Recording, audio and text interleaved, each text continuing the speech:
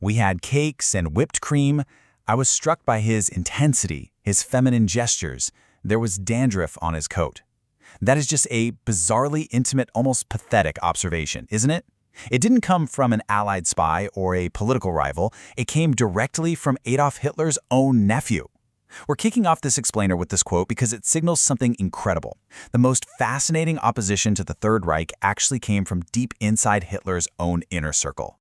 Today, we are going to completely shatter the myth of a monolithically loyal Nazi Germany. You know, we so often picture Hitler's regime as this unbreakable machine of blind devotion, but the reality presented in our source material is just so much more complex. We're going to explore the secret, multifaceted internal resistance that desperately sought to take down the Führer from the inside. Here is our agenda for today. First, a world of espionage. Second, defiance in the bloodline. Third, the general's dilemma. Fourth, Operation Valkyrie. And finally, the vengeful aftermath. All right, Section 1, a world of espionage. Fiction meets reality. Let's dive right in. To truly wrap our heads around the climate of secrecy that birthed this resistance, we have to look at the contrast between fiction and reality. In Ian Fleming's famous novels, James Bond's father, Andrew Bond, travels all across Europe representing Vickers armaments, operating in this romanticized world of corporate espionage.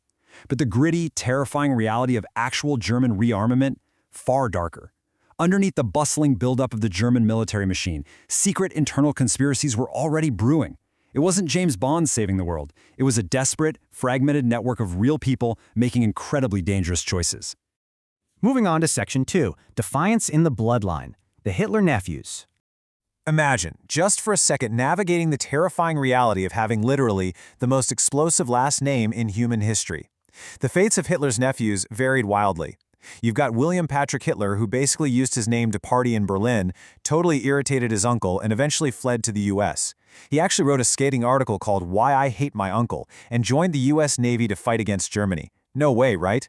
Then you have Heinz, Hitler's supposed favorite nephew. He attended elite Nazi academies, went to the front, was captured by the Soviets, and died in a brutal prison camp at just 21. And finally, Leo Raubel Jr., a quiet chemistry teacher who happened to look strikingly like his uncle. He was also captured and endured years of intense Soviet interrogation simply because of his bloodline, before returning quietly to teaching in 1955. The Hitler name was a complete curse, and they each bore it so differently. Section 3, the general's dilemma. From complicity to conspiracy. Beyond the family drama, the absolute most dangerous threat came from Hitler's own military. Now, initially, top generals were complicit. They were enjoying the swift, bloodless early victories. But that complicity quickly turned to sheer horror. And a huge reason for that was Hitler's rapid physical and mental collapse.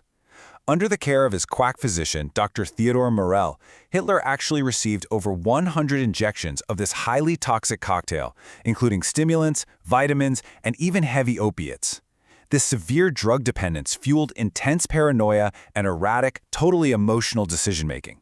He blatantly ignored his general's advice and famously refused to allow his freezing, starving troops to retreat. Seeing a heavily medicated, unstable madman leading Germany to total annihilation alongside the unimaginable mass atrocities committed in the East, the top military brass realized they had to step in and eliminate him. And this resistance started way earlier than most people realize. Take Hans Oster, the indefatigable driving force behind the military opposition, and Captain Friedrich Wilhelm Heinz. As early as September 1938, they had actually organized a task force to storm the Chancery, overpower the SS, and shoot Hitler dead. But the plot was aborted when the Munich Agreement handed Hitler this massive diplomatic victory, making him far too popular to overthrow at the time. But they definitely didn't stop trying. The resistance went to extraordinary lengths, using operatives like Munich lawyer Joseph Mueller. At the request of military intelligence, Mueller made highly dangerous, top-secret trips to the Vatican. His mission was to see if the British and the Allies would actually negotiate a peace treaty with a brand new post-Hitler German government if the resistance managed to pull off a coup. So this opposition wasn't just some last-minute effort to save face when Germany started losing. They had been trying since 1938. But then, in January 1943, the Allies issued the Casablanca Declaration, demanding unconditional surrender. This was a massive blow to the resistance. It essentially meant that even if they successfully killed Hitler, the Allies would offer zero mercy to Germany.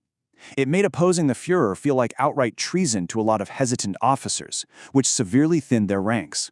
Which brings us to Section 4, Operation Valkyrie, the climax of the conspiracy. Despite those overwhelming odds, all this plotting ultimately culminated on July 20, 1944. It was led by Colonel Klaus von Stauffenberg at the heavily fortified Wolf's Lair headquarters in East Prussia. His plan was elegantly simple, yet terrifyingly dangerous.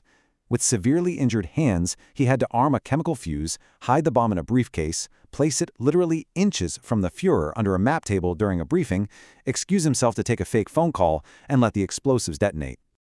I mean, it was a suicide mission in all but name, yet Stauffenberg managed to pull it off. He left the room, the bomb went off exactly as planned with a deafening crack, tearing the wooden barracks to absolute shreds. It killed 4 Nazi leaders and injured 20 more. Stauffenberg watched the smoke rise, was totally convinced Hitler was dead, and flew straight to Berlin to launch the coup. Which leads us to the ultimate question. If the bomb detonated flawlessly, how on earth did Hitler survive? It all came down to a piece of wood. In an agonizing moment of dramatic irony, right after Stauffenberg left the room, an officer named Heinz Brandt leaned over the table to get a better look at a map. Stauffenberg's briefcase was in his way, so he just carelessly nudged it behind a thick, heavy oak table leg. That single table leg absorbed the brunt of the deadly blast, shielding Hitler. His clothes were shredded, his eardrums blown out, but somehow he walked away. Section 5, The Vengeful Aftermath, Purgatory and Legacy. Following the spectacular failure of Operation Valkyrie, Hitler survived with a chilling belief that divine providence had specifically saved him. And he unleashed an absolute bloodbath. He completely purged his ranks. Widespread arrests led to brutal Gestapo torture. There were humiliating show trials in the so-called People's Court, where men were just screamed at by radical judges. The guilty were sentenced to gruesome executions, often hung with piano wire from meat hooks, which Hitler chillingly had filmed and photographed for his own grim satisfaction down in the bunker. The chilling reality of this purge extended all the way to Germany's most famous and popular commander, Erwin Rommel, the Desert Fox. Rommel had become disillusioned with Hitler and was actually implicated in the plot. Because he was way too popular to publicly execute, Hitler's generals showed up at Rommel's home while he was recovering from battle wounds. They gave him a quiet ultimatum: stand trial and doom your family, or swallow a cyanide capsule in exchange for your family's safety and a state funeral. Rommel put on his uniform, stepped into their car, took the poison, and died within 15 minutes. The resistance inside the Third Reich was flawed. It was hesitant, and ultimately it was tragic.